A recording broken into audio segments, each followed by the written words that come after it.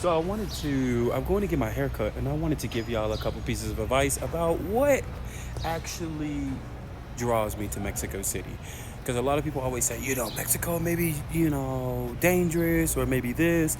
And I'm always telling people it's the complete opposite of what you think it is, if we're being honest.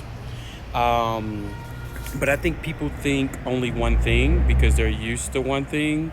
And that's just something that has to change. And one of the things has to be that it's just really easy to get around. But I think looking at the Google last night, the amount of people that are actually in the city is something that I've actually never seen. I think it's like roughly like 22 million people. And coming from a small town of like 200,000, this is huge. But like I've told a lot of people, I think the main part is you have to do two things.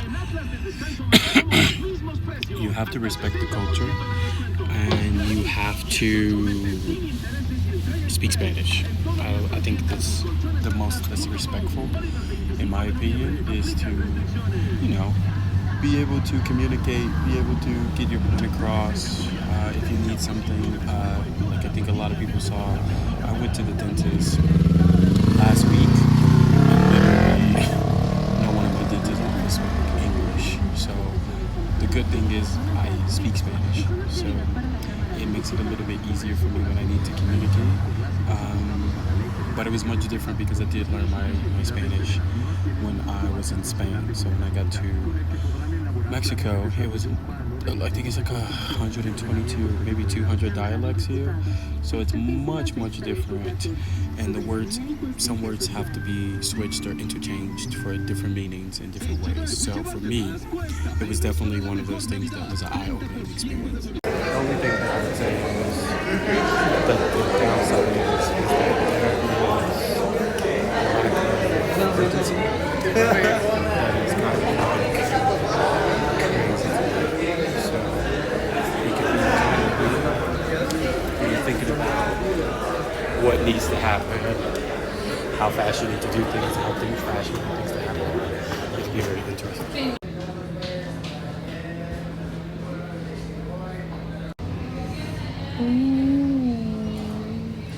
After a good haircut, which I always tell people is amazing, that'll do it. Hola.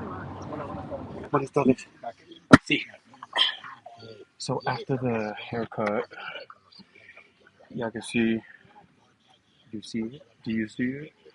But what I was gonna say is, there's just a few things that you guys have to understand. And the good thing is that there is a different way. And I know I said that in a lot of videos. And I know that I said that a lot when it comes to a lot of things. But I mean that. Um, there is no like inflation and things like that. Yeah, sometimes it happens, but if you're not paying $100 for a haircut just because the cost of living is just too damn expensive to go places. And I'm not saying come here. I'm just saying there's different places. I say Spain all the time for people. If you can find a remote job, definitely do it because things get really good in different places. And I think one of the joyous things is I've learned to live outside of my comfort zone, live outside of having a car, owning my place. Um, but I've also been able to have a level of freedom that I can't say that I had when I lived there.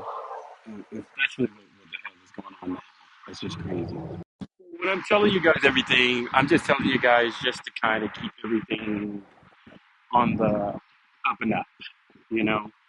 Let's just remember that reason that I left was because I'm not gonna keep fighting with them people of that country.